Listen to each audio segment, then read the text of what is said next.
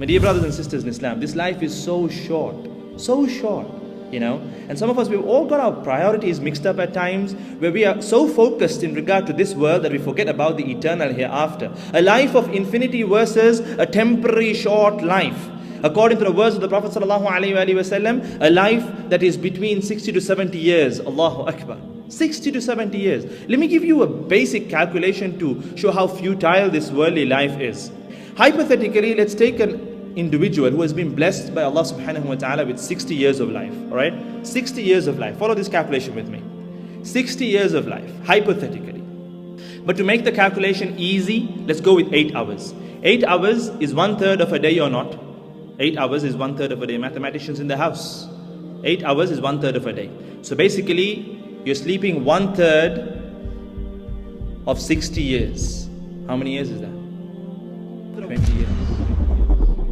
Snoring away. 20 years in sleep.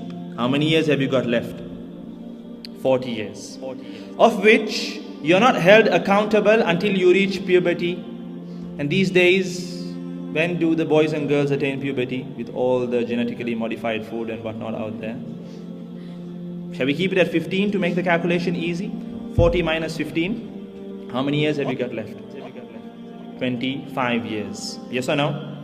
25 years. Breakfast, lunch, dinner, brunch, supper, your coffee outings and whatnot. How many years shall we minus? 5 years. How many years have you got left? 20 years. Okay, what about the time you're going to spend at work?